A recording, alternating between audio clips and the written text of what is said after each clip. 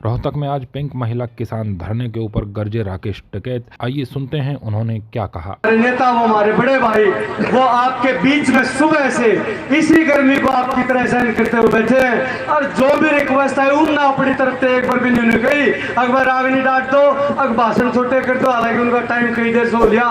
मैं बहुत ही आदर सम्मान के साथ आपकी तालियों की गड़गड़ाहट के साथ नारों के साथ उनको सादर आमंत्रित करता हूँ। बोले भारत माता की। धरती पुत्र राकेश टिकैत जी की, धरती पुत्र राकेश टिकैत जी की। आदरणीय सम्मानित मंच, किसानों, नौजवान साथियों, मेरी माताएं, बहनें, बच्चों, ये पहला धरना पिंक महिला किसान धरना ऐतिहासिक धरना है। तो ये एक तरफ हो जाओ, एक तरफ तोड़ जा पड़ने जी, बगल उड़ जा। ये ऐतिहासिक धरना है। ये धरना हरियाणा में ही हो सके पहले में, अब तो शुरुआत भी हो जाएगा, क्योंकि यहाँ की महिलाएं तो उनसे उनको पीछे बैठा रखा आज बिल्कुल। और धरने पर रही है सारी जितनी थी ना वहां पे, उस पे टोहाना पे पुलिस स्टेशन पे, ये धरने पर रही, वहां पर रात को वहीं लेटी। और एक रात तो ये रहा कि सो के उठे सुबह तो पुलिस वाले भी बच्चे वही लौट रहे थे। ये दिखा के ये पुलिस वाले जब धरती इस पर कब्जा करेंगे, हमने ना कहा अपने कपड़े बिछा दो आगे पर। तो सारी क्रांतिकारी महिलाएं हमारे, ये बच्ची हमारी बहन जी, सब हमने इनको कहा भाई किसी के घर पर ना लोग ना, हम तो रहेंगे ही, हम कहीं नहीं जाते। तो जिस ताकत के साथ में सरकारों को समझ आना जाना चाहिए कि आप इसको, ये वैचारिक क्रांति है, और जब पूरी दुनिया में कहीं पे भी वैचारिक क्रांति आई तो उसका परिवर्तन कराओ। तो ये लगता है कि आपका खेल खत्म हो गया, आपके खिलाफ आम जनता में विचार आ गया कि आप वोट किस माध्यम से लेते हैं और आप कर्मकांड आप कौन से करते हैं। और गलत फहमी में भाई ये भी ना रहे, जो ये बीजेपी के लोग हैं ना, गलत फहमी अपनी ये भी अपने दिमाग से निकाल दे कि इनकी सरकार है। अगर सरकार बीजेपी की होती तो वह जरूर बात कर लेती। जब वोट दी तो सबने कहा कि मोदी सरकार, जब इनके दिमाग में नहीं आई थी कि तुम्हारी तो सरकार ही नहीं, अब की बार मोदी सरकार। भाई मोदी सरकार को वोट दे रखी, उसने कब्जा कर लिया, उसने इन बीजेपी वालों का भी आवाज उठा। इनके जो बड़े बड़े नेता थे ना, जिन्होंने ये पार्टी बनाई थी, वे सारे वो घर में कैद कर कर बाहर पुलिस बैठा रखी, न प्रेस जा सकते, उनके फोन रखे काट, न वे कहीं बात कर सकते। आए किसी के बयान? किसी का कोई बयान नहीं है। एक आधे को टीवी में जरूर बैठावे में, एक आध को टीवी पर बैठावे, एक से एक दिन बहस हुई, टीवी पर बैठा बहस लग रहा कर। मगर भाई किसने बुलाया? ये तो तनख्वाहियां हैं, तनख्वाह उनके मिले, इन्हें कागज दे दिए जा कि तुम्हें ये चीज कहनी, सरकार का झूठा प्रचार करना है टीवी के माध्यम से। ये हाल है, यही हाल प्रेस और मीडिया के हैं। एक आध प्रेस के चैनल को, सोशल मीडिया को छोड़ गए, सब चैनलों पे उनका कब्जा हो गया। अपना चैनल बचाना है तो जो कुछ उनको कहना भाई कह दो, हमारा चैनल पे ताला मत लगाओ। तो पूरे देश पे कब्जा हो चुका है। एक घोषित इमरजेंसी है, घोषित तो नहीं करी लेकिन पूरे सिस्टम पे कब्जा कर लिया है। कब्जा, इस देश की जनता को उठ खड़ा हो जाना चाहिए। पूरा देश निपट गया, आधा देश बिछ गया, आधे को 3 साल में बेच देंगे सारे। बहुत बुरी स्थिति है, कोई संस्था बोलने को तैयार नहीं है। उत्तर प्रदेश के अंदर जो नंगा नाच हुआ है चुनाव में, 632 कैंडिडेट जीते, 3000 में से छठे हिस्से की वोट मिली। और जब अध्यक्ष बनने का नंबर आया, गाजियाबाद में 2 कैंडिडेट जीते, जनता ने वोट नहीं दी। 2 कैंडिडेट सामने पर्चा भरने वाला नहीं पाया कोई पर्चा, उन्हीं का ही अध्यक्ष बन गया। अब की बार अजीब स्थिति आई कि कोई अगर वोट है, अगर वो वोट नहीं दे रही तो उसके गांव में जो घर है उसका 40 साल पुराना, वहां जाके पुलिस फोर्स, एसडीएम, पटवारी और बुलडोजर, जेसीबी जाकर खड़ी कर दी कि ये तो तालाब में बना हुआ गांव के बीच में 40 साल पुराना। कह लगे भाई और बस कह लगे ना नक्शे में यही इसी का घर आया, अगर नहीं दिया तो वो ढा दिया गांव के बीच में ही। वोट दे दे, तेरा घर है, तेरे मकान है, तेरे स्कूल टूटे, मतलब जो स्थिति हुई वो देख नहीं सकते कि क्या क्या स्थिति हुई। लोगों ने सिलेंडर करके उन्हीं को वोट दे दी। 20 रुपए का पट्टा जिसमें फूल पूरे चादर भी नहीं चौड़ी, बरीक वाला पट्टा, उसमें 3 फूल है, और आजा तू कहीं से भी जीत गया, आजा मंच पा, और पकड़ा उसके गले में घेर दिया। अरे यो बीजेपी का हो गया भाई, ये चल अपना कर काम। मतलब समाज ने वोट दी, वहां पे उसका पट्टा घेर दिया गले में। तो ये हाल चल रहा। ये कहे कि धर्मांतर हो रहा, धर्म परिवर्तन हो रहा ना, फुलवांतर हो रहा भाई। तू जीत कर कहीं से ही आ जा, भर्ती आप हो जा। तो ये हाल देश में हो गया। इसमें आंदोलन बिल्कुल ठीक कहा कि आंदोलन लंबा चलाना पड़ेगा। बहुत मसले हैं, बहुत मसले हैं। आप जितनी मेरी बहनें यहां से माताएं जाना चाह रही कि भाई हम दूध काट देंगे, जाके 4 बजे दूध काटना, उसके लिए तो कानून आ गया, तो उसकी जरूरत ही नहीं रह गई। यही पॉलिसी चलती रही तो 10 साल में एक भी पशु नहीं मिलने का, सब खत्म हो गए। टर्की एक देश है, उसमें हम गए 2 साल पहले, 3 साल हो गए। तो जब वहां पे गए, वहां पशु खत्म हो गए 20 साल पहले, आज से 22-25 साल पहले, 23 साल पहले वहां पशु खत्म हो चुका वहां का। उन्होंने कहा जी यूरोप से दूध आता है हमारे यहाँ भी कानून आ गया दूध का। यहाँ के मंत्री को नहीं पता, जो पशुधन मंत्री हैं उनको नहीं पता कि देश में कानून आ गया, लेकिन एक कानून आ गया, बाहर से दूध आएगा। जितने भी जो डेयरी सेक्टर हैं, इन्होंने कहा जी 10 रुपया लीटर आप सरकार हमको देगी तो हम डेयरी चला सकते हैं, नहीं तो नहीं चलाएंगे।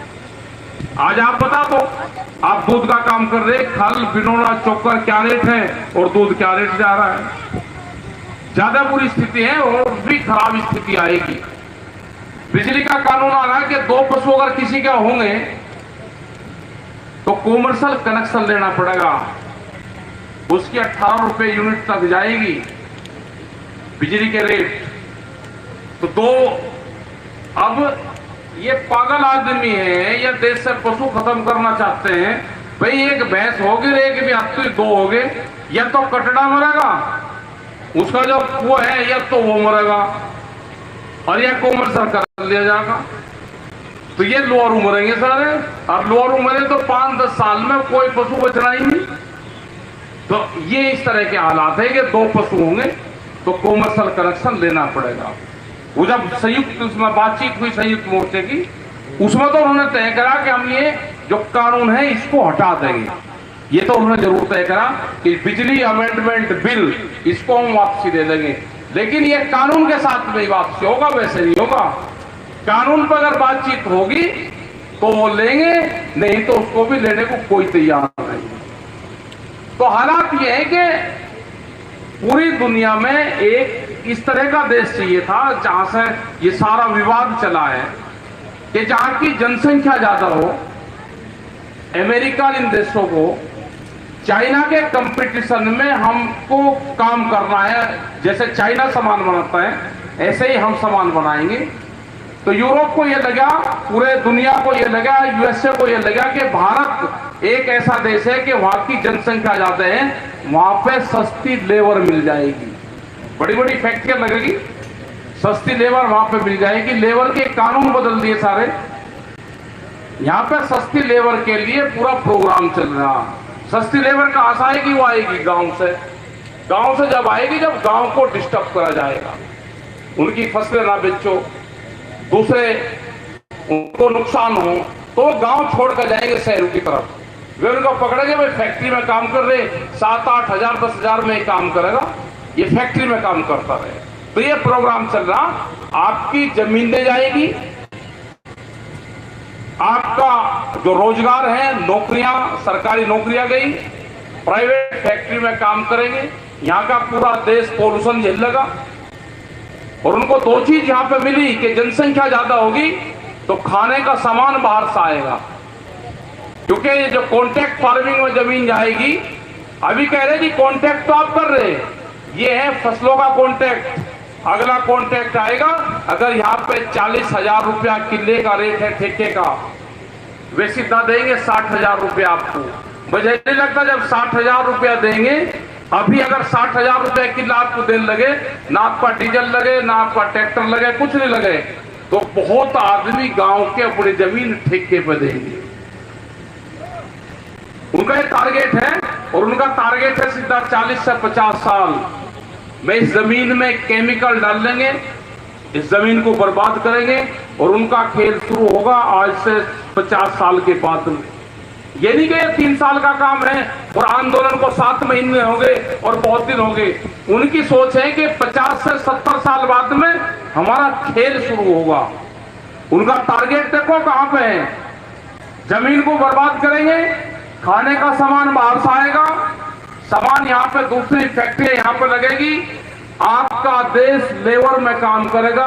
यहाँ से ये शुरुआत हुई है सारी चीजों की। जमीनें जाएंगी सब, जमीनें नहीं बचनी। इस तरह के कानून आगे, सड़क के नीचे का जो NH का कानून आया, कोई भी कॉमर्शियल एक्टिविटी वहां पर नहीं कर सकता। पेंचर की दुकान, छोटा होटल, चाय की दुकान, खोखा अपनी जमीन में नहीं कर सकता, उसको परमिशन लेनी पड़ेगी सारी। जैसे पेट्रोल पंप लगा रहा हो, वो कोई दे देगा उसको। तो ये सारे इशू हैं, इस पे बड़ी लंबी लड़ाई है। एजुकेशन वाली बात आपकी हुई, हेल्थ की बात हुई, आपको डॉक्टर फैसिलिटी की बात हुई। जो कोरोना काल चला, लोग मरते रहे, हॉस्पिटल के दरवाजे पर लोग न मरे। 160 रुपए की ऑक्सीजन 20-20 हजार रुपए में लोग न खरीदी। अस्पताल के डॉक्टर नहीं मिले, न कोई नेता मिला। ये नेता आपके बीच में जरूर आएंगे, वोट मांगने आएंगे, आपके बीच में आएंगे, पेट बजाने आएंगे। इनसे क्वेश्चन जरूर करना, जब हमारे परिवार के लोग मर रहे थे तो आप कहां थे, रेट क्यों नहीं बढ़ रहे, ये सारे सवाल हैं।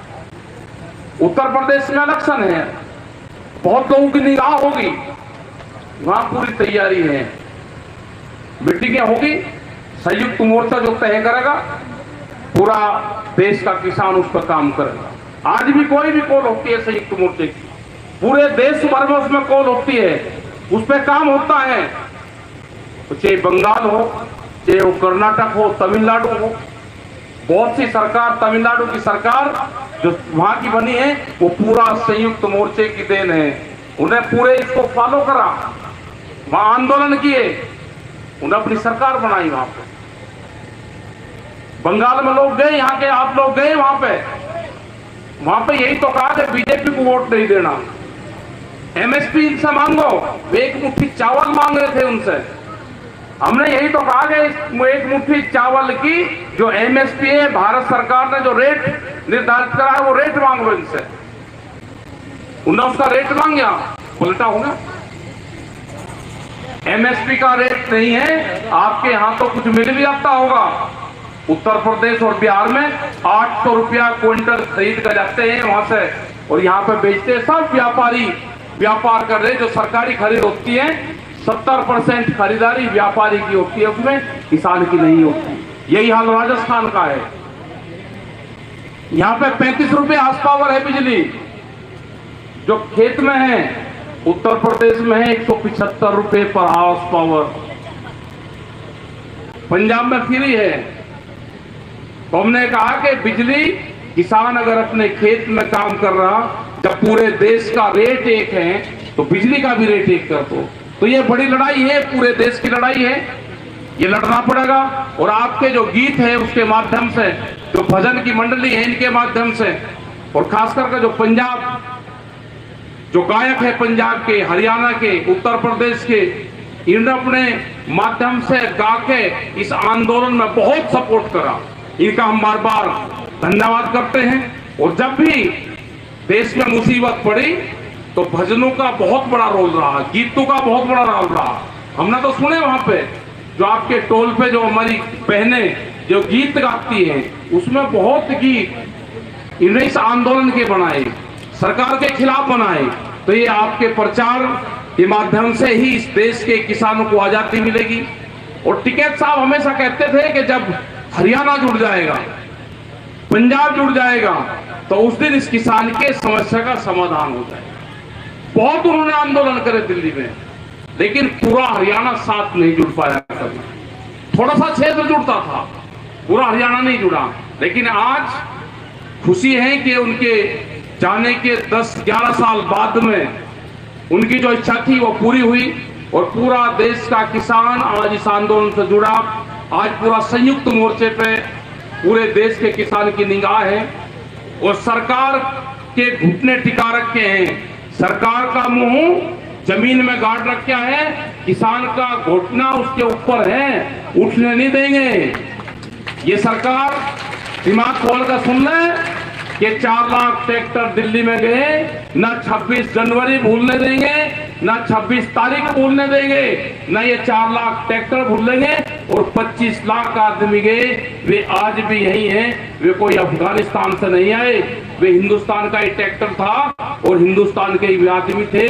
जब जरूरत पड़ेगी वे दिल्ली में फिर जाएंगी।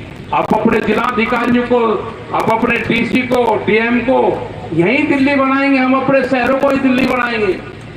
जरूरत पड़ेगी तो अपने शहरों को ही दिल्ली बनाएंगे।